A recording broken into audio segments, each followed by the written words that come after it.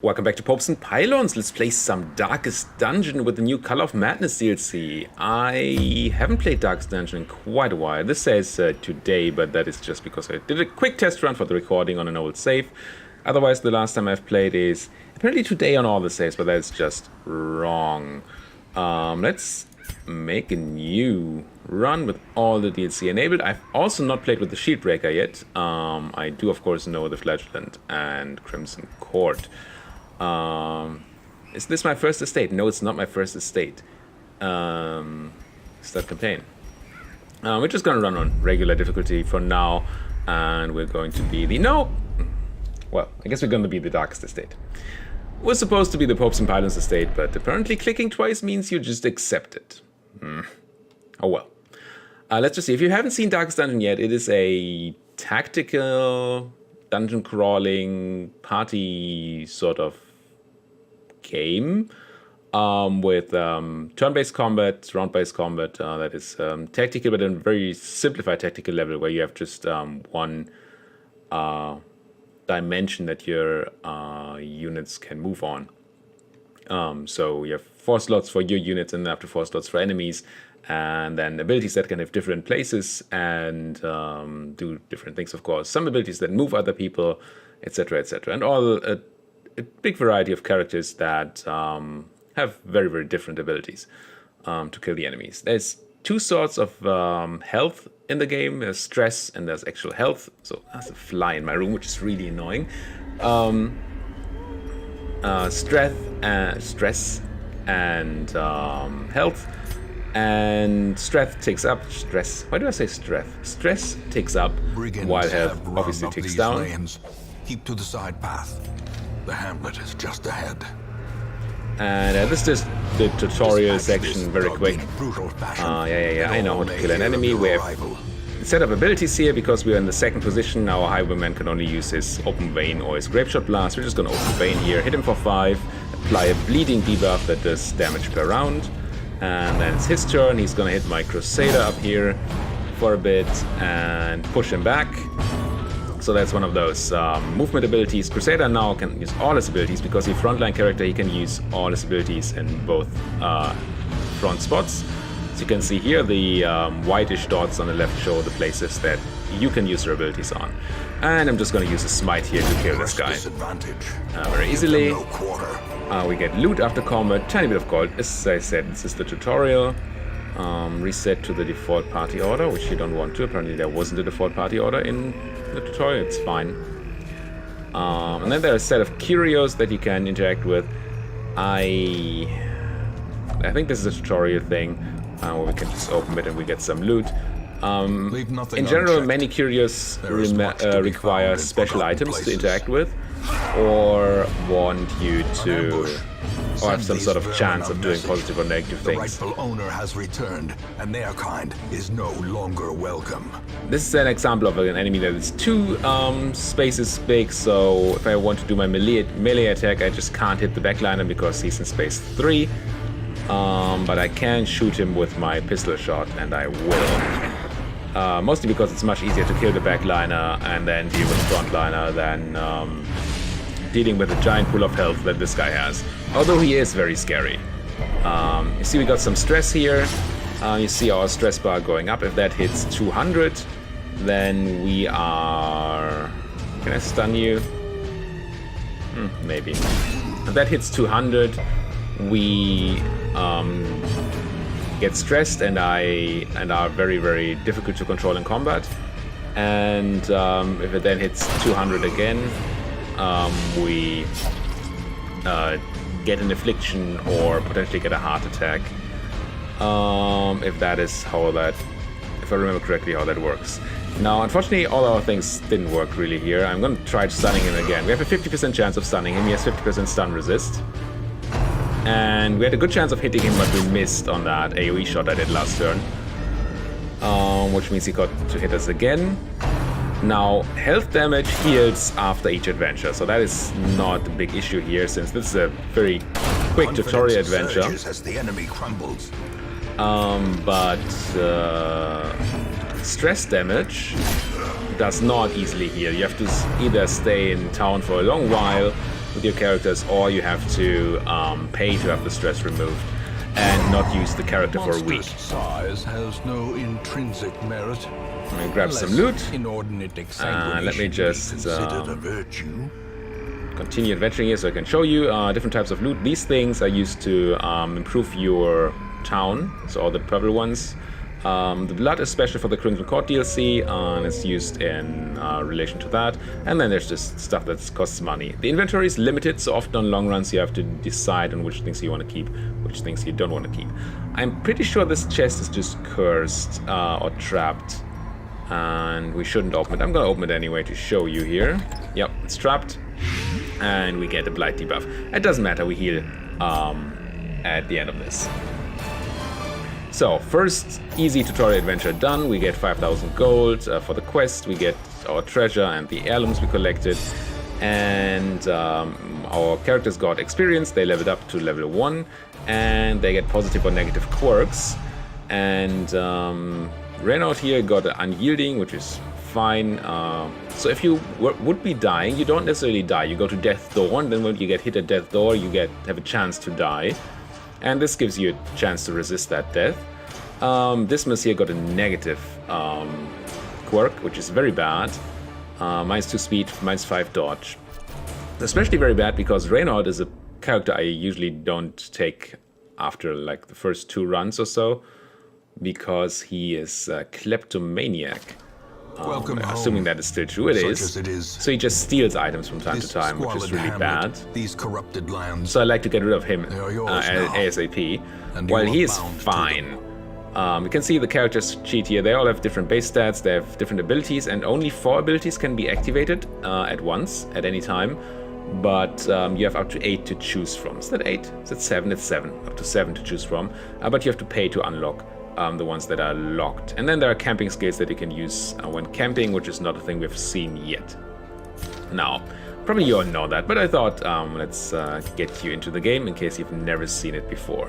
Now, this is our town, and we can't use most things in there yet. We can visit the graveyard, where there's no dead people yet. There's a nomad wagon, a very expensive shop, which I rarely buy things from. The Ancestors' Memories, where you can review videos that you have seen, and the Stagecoach, in which we can recruit new heroes. You will know the tragic and we definitely want to do that. And early on, I really like buying upgrades to the Stagecoach, so there are more people available next week. Soldiers and outlaws. I'm just gonna do the full upgrade here.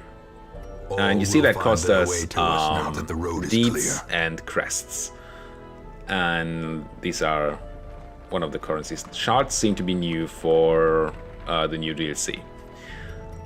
So we're gonna buy this Plague Doctor and this Vessel, and I say buy, but they're for free. It's just that you're limited in the amount you can hire each week, but you get these guys for free. And Quesnel here is healer, Vestal, has 2 healing skills and 2 really bad non-healing skills at the moment. I want to reskill her to use other skills as soon as we can, and the Plague Doctor can stun and poison debuff and do tiny bit of healing, but really not anything relevant. And unfortunately we haven't unlocked the stun yet, so we can just do some poison to the back line and stabbing to the front line. You can see that here. You can use this stab ability from the first 3 spots and hit the first 2 spots. Alright, so there's nothing much else we can do here, so let's go in another adventure. Tutorial, it's fine. Let's go to the ruins, because it's the only place we have unlocked except for the darkest dungeon, which is the end game, so we don't want to go there. And if we try to send our people there, they're going to complain. See, if I click this, I fear this task beyond me, and they're just going to whine. So we just send out the usual suspects here because we have no other choice. I really would like to not send out Renaud, but that is not a thing we can do. We did not pick up any trinkets to equip, so let's just go ahead and provision. Measured now in gold. And this is a short run, so we don't need too much provisions, but we need some. And I like...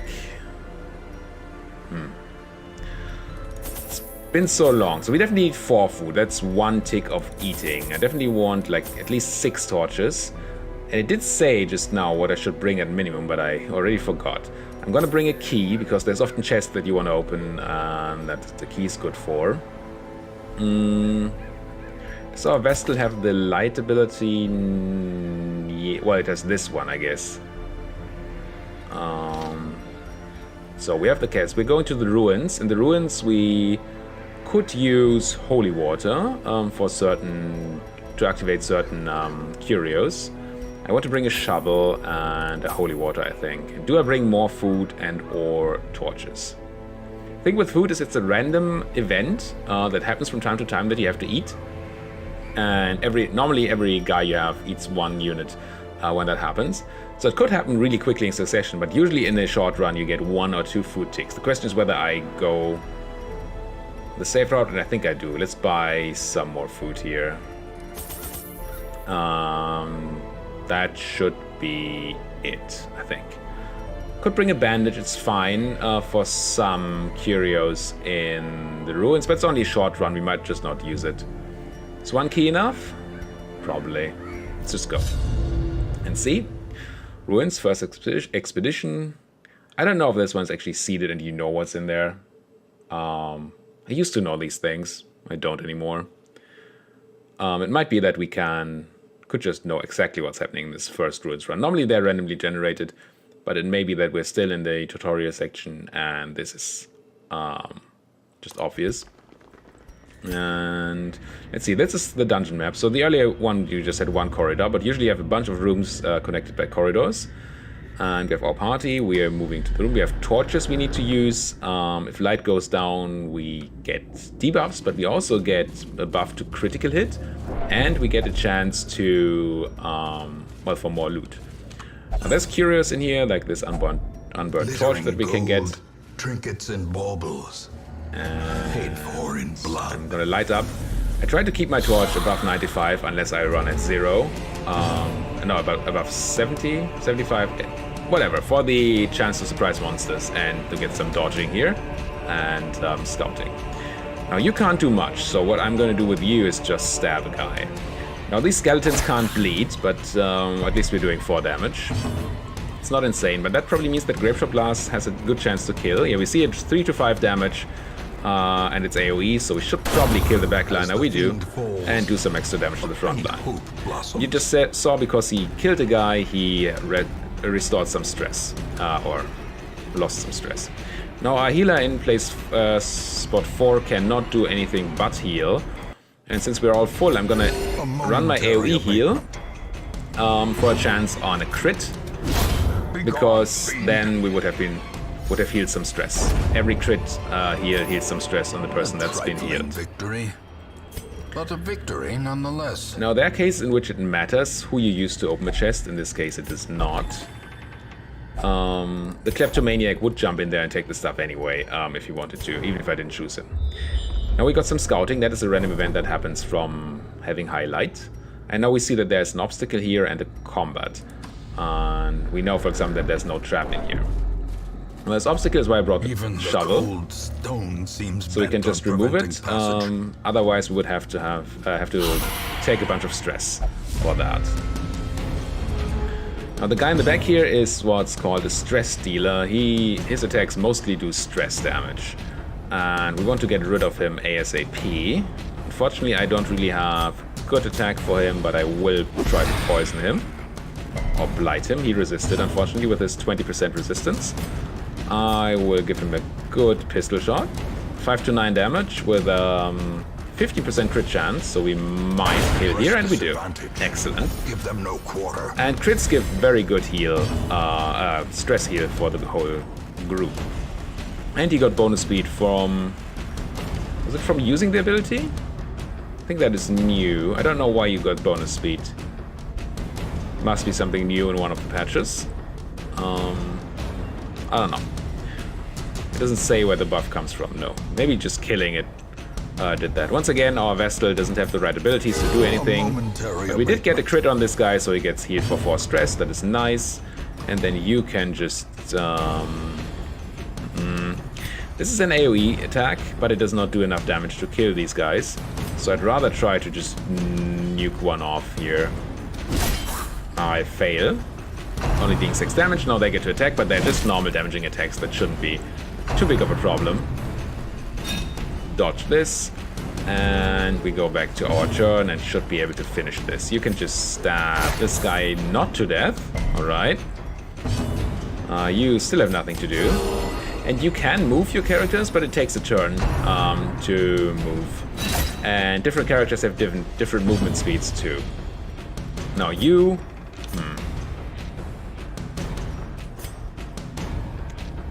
I could use the AoE shot to kill the frontliner, but I really want the chance of just killing the backliner before he goes.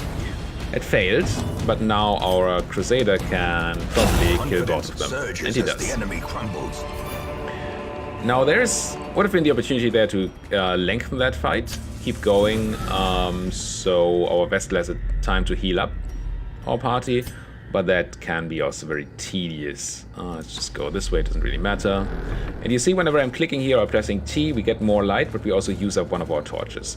That is why it was important to use the right number of torches early on. If only treasure could staunch grab the the right number of torches. Otherworldly corruption. Here we get a fight, one stress dealer, one relatively high damage dealer, and one medium sort of damage dealer.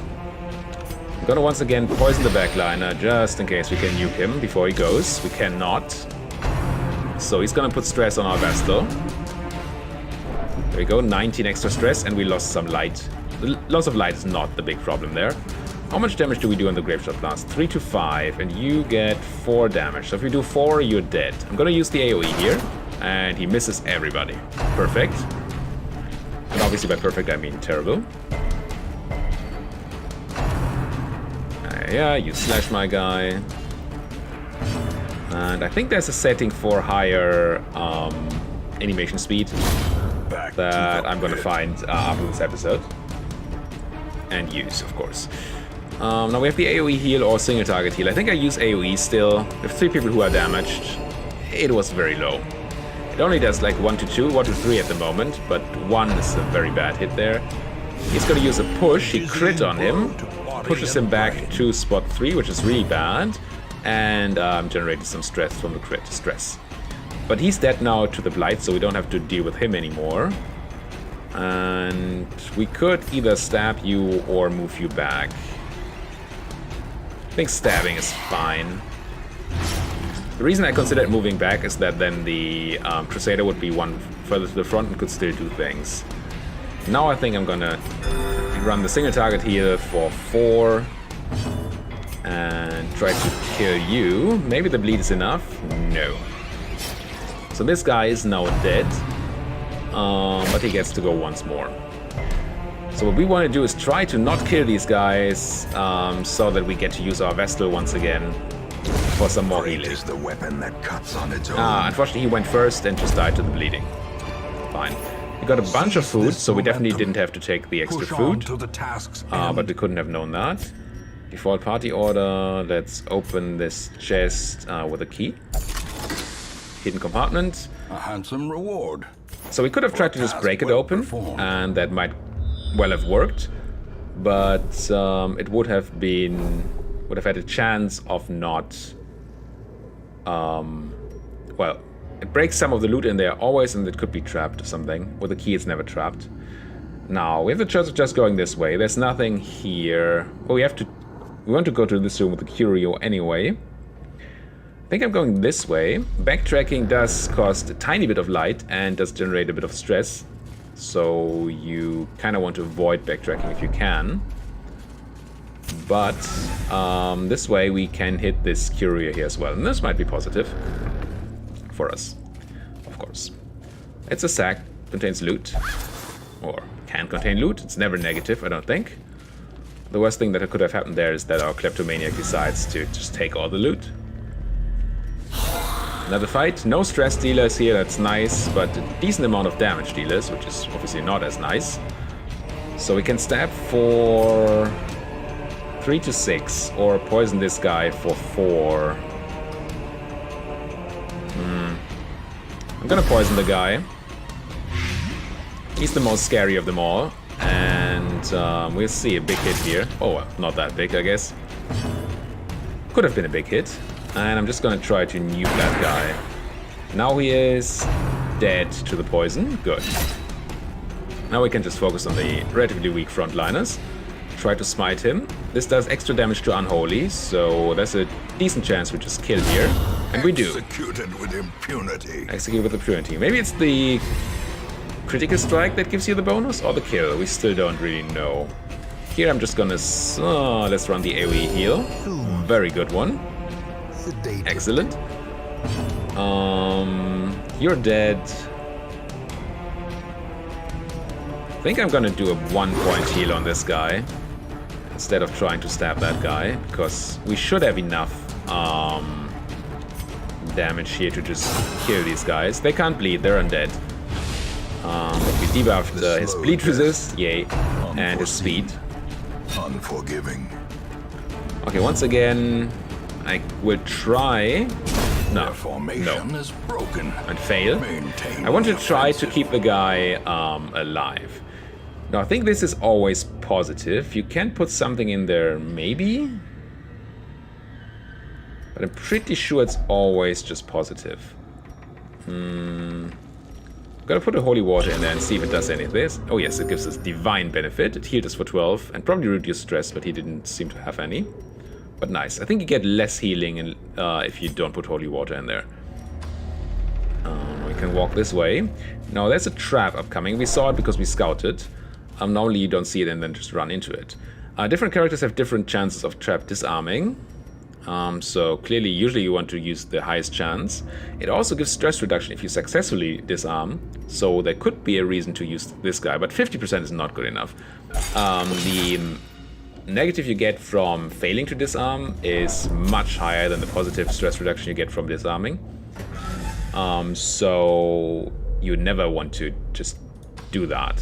Unless you have a decent chance or you really need it. And there's Kleptomaniac, he's just going to take whatever's in this bag. Yep, he's just going to say, oh, that's mine. 12 food. Not that we need the food, it wasn't the worst here. Keep that light up, eat a bit. That's the random eating tick that I talked about. We seem to have way more than enough food.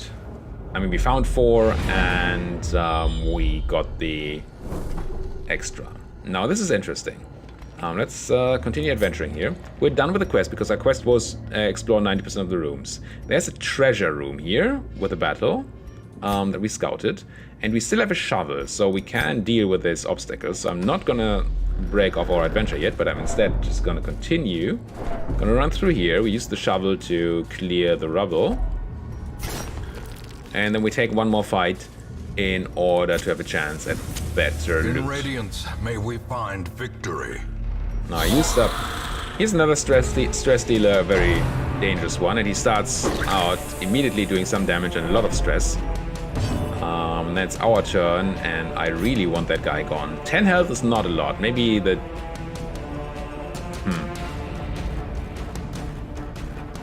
I'm gonna put my poison. Oh, it hits the backline anyway. I forgot that it hits both of them. That's perfect.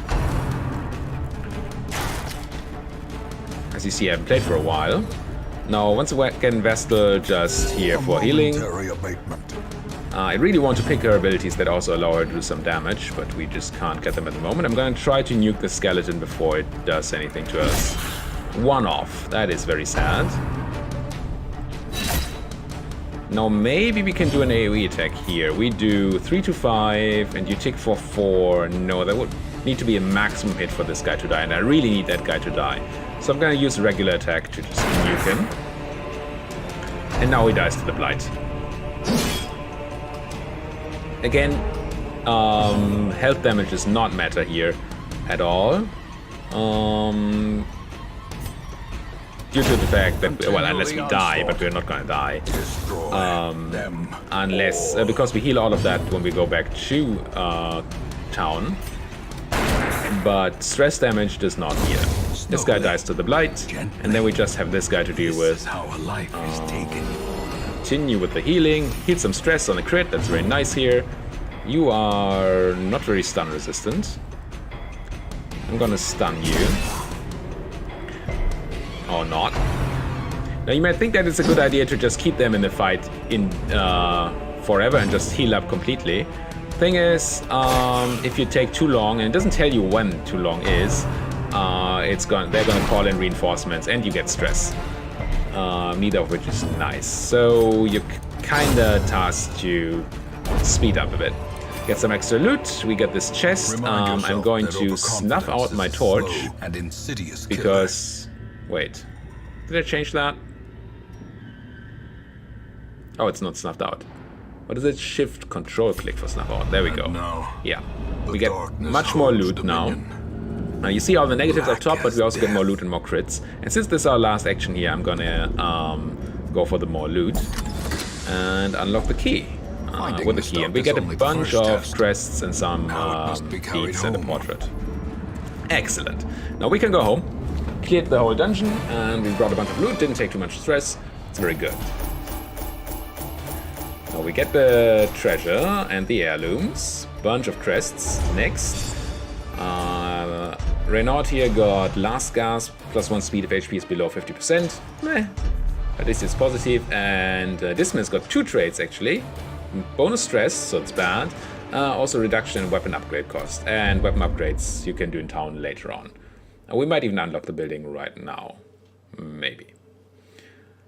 Now, what also happens, every run you have a chance... You will know the tragic extent of my failings. Of locking in certain traits. We did not lock in Kleptomaniac here or anything negative here. That's good.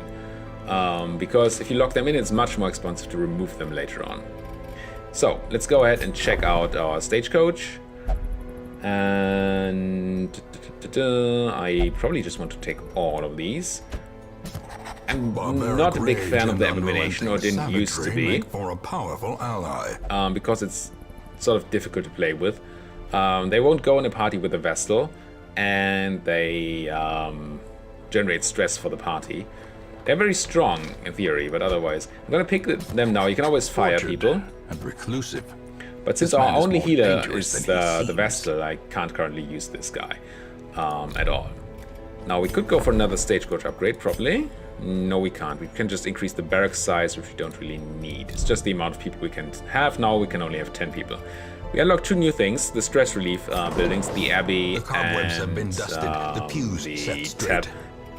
Tavern, and you can send your people there for money to reduce stress with certain side effects. Cards and the only person who has relatively a lot of stress is our Vestal, and we need that, so we don't want to spend money on that right now. We've not unlocked these buildings. We have taken a trinket here, not a very good one, a dodge stone, +4 dodge, -1 speed. Probably not even going to use that. Let's check the wagon. That's unaffordable, and then we're ready to embark on another adventure, but we're going to do that in the next episode. Thank you guys so much for watching. That was week 1 of playing here in the Darkest Estate, which should really be the Popes and Pylons Estate. Why don't you tell me in the comments if you like me playing Darkest Dungeon, if you need me to do more of the explanation. I've been trying to be very explanatory this run. Or if you all know how Darkest Dungeon works and you just want me to go more into the nitty-gritty details, so that is necessary. Until then, thank you guys so much for watching. If you like what you're seeing, why don't you like my videos, subscribe to my channel, and see you guys next time.